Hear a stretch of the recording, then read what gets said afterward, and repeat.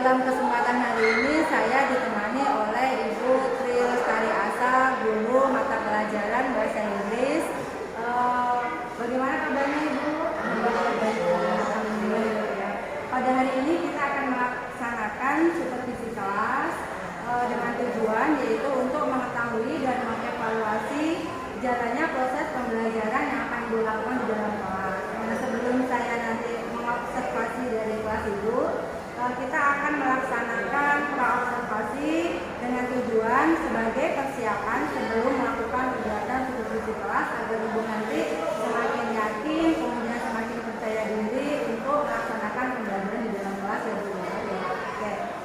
Ada poin-poin yang ingin saya tanyakan di kegiatan praobservasi ini Bu. Yang pertama, apakah tujuan dari pembelajaran nanti yang akan Ibu laksanakan?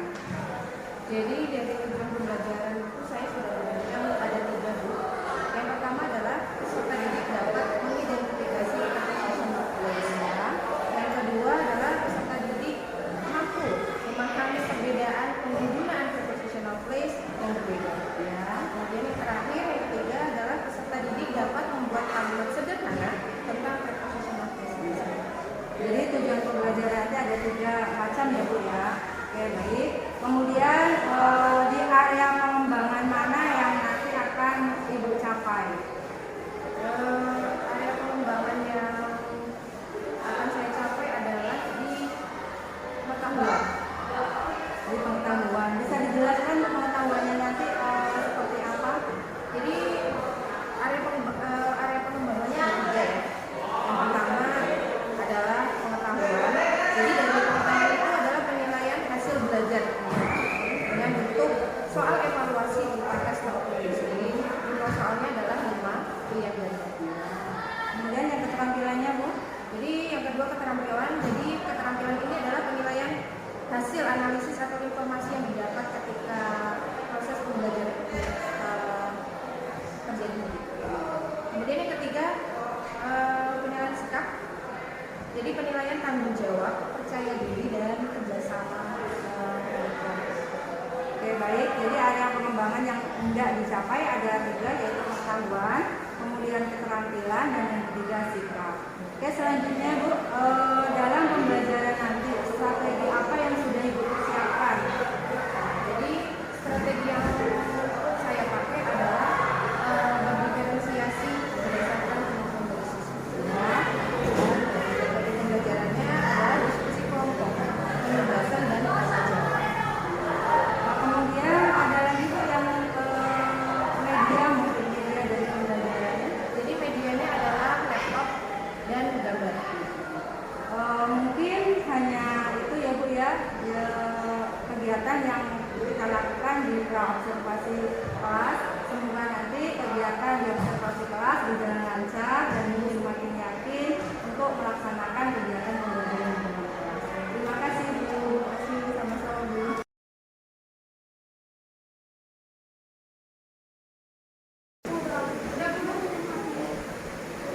Assalamualaikum warahmatullahi wabarakatuh.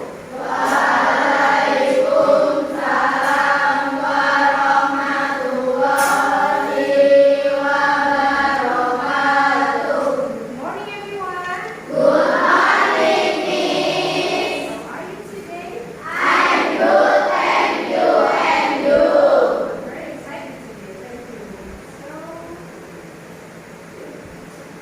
let me check attendance first. Who's absent today? Aditya Chandra. Aditya Tiga Pratama. Rajin. Anak Masya Ramadhani. Anida Amalia. Anissa Nadia Fitri. Adi Raditya Rowena. Asifa Mulia. Sebelum kita mulai pelajaran pada hari ini, marilah kita berdoa dulu. Baiklah, kita silakan. Doa mulai. Bismillahirrahmanirrahim.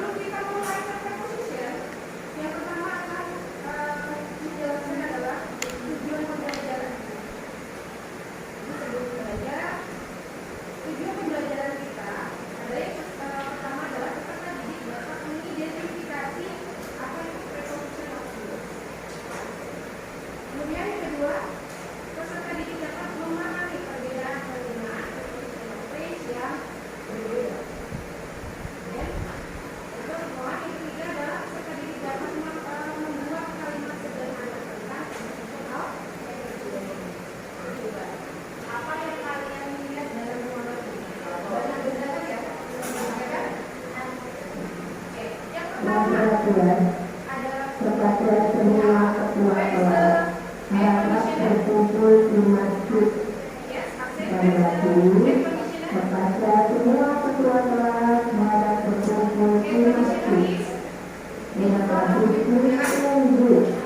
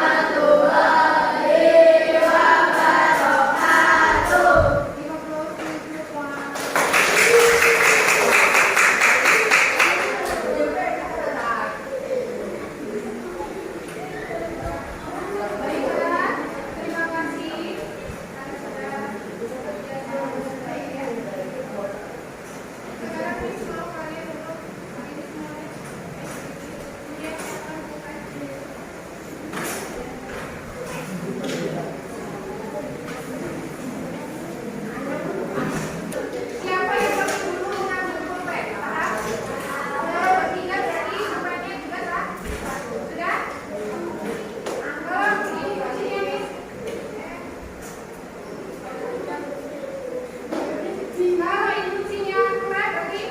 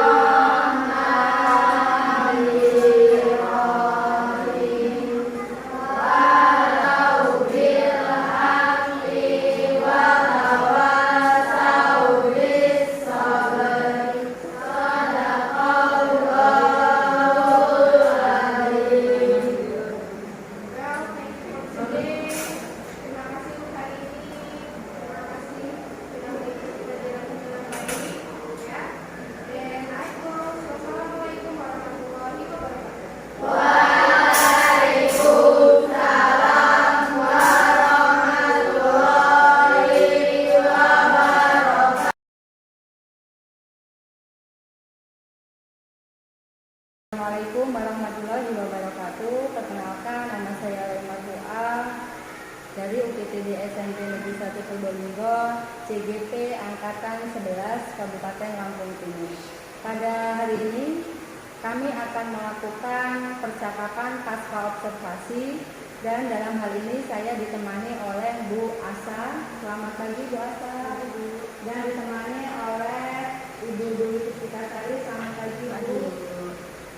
Bu Asa, pada hari ini kita akan melakukan percakapan pasca observasi dengan tujuan melakukan refleksi atas pembelajaran yang sudah Ibu lakukan di dalam kelas.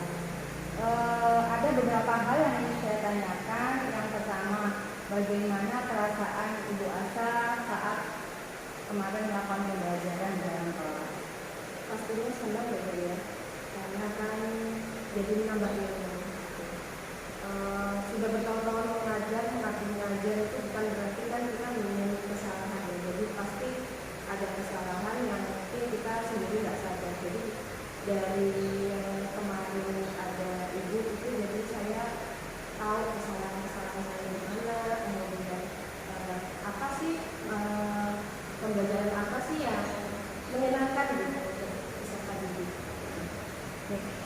Yang selanjutnya, bagaimana perasaan ketika ada supervisor ketika Ibu mengajar kemudian diamati oleh seorang supervisor?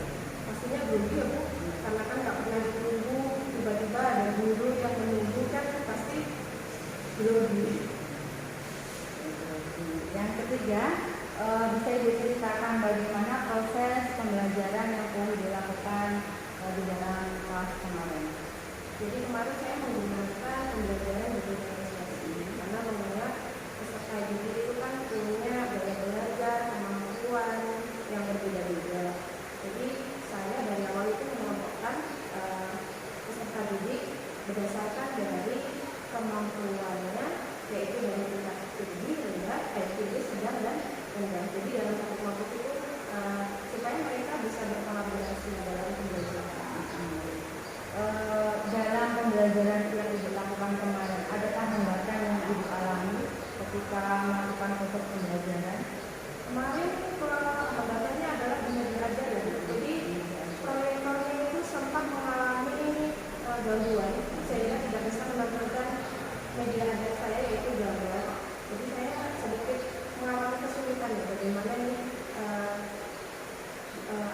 bagaimana supaya bisa tampil gitu loh gambarnya. Jadi ketika mengajar kemudian ada kendala, kan mesti akan gitu ya istilahnya.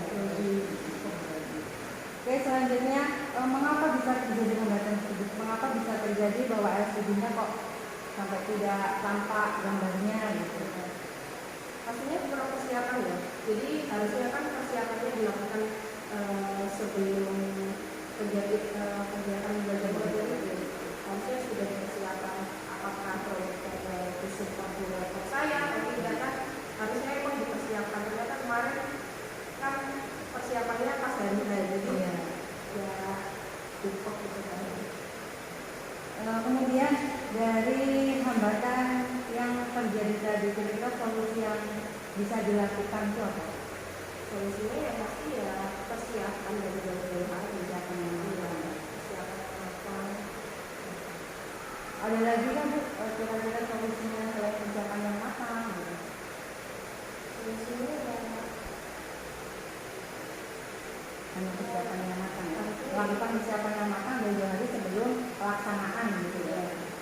Oke, tadi sudah dijelaskan hambatan, kemudian solusi dari yang dilakukan. Kira-kira kapan pelaksanaan untuk pembelajaran yang lebih baik lagi setelah ada solusi dari yang Ibu lakukan? Jadi akan saya lakukan pembelajaran yang akan datang atau pertemuan selanjutnya itu hari Selasa tanggal 19 November 2020. Baik, jadi nanti pembelajaran di tanggal 19 November hari Selasa, Ibu akan melakukan pembelajaran lagi, tentunya dengan persiapan yang lebih matang dari yang sebelumnya gitu ya. Nanti akan saya tunggu bagaimana ceritanya atau bagaimana proses pembelajarannya. Saya akan tunggu ya Bu. Oke, sedikit saya akan merefleksi dari observasi di kelas kemarin ya Bu, yang pertama bahwa Ibu memiliki hambatan terkait tentang media ajar gambar yang tidak tampil di LCD gitu ya, pada laptop. Kemudian guru juga belum memberikan penguatan untuk peserta didik. Yang selanjutnya guru belum melakukan refleksi terhadap peserta didik. Itu catatan saya ketika proses pembelajaran kemarin. Terima kasih Bu atas waktunya. Mudah-mudahan nanti di proses pembelajaran berikutnya menjadi lebih baik sehingga mutu pendidikan akan jauh lebih baik dari yang sekarang. Demikian tadi proses percakapan pasca observasi yang telah kami lakukan. Saya akhiri. Wassalamualaikum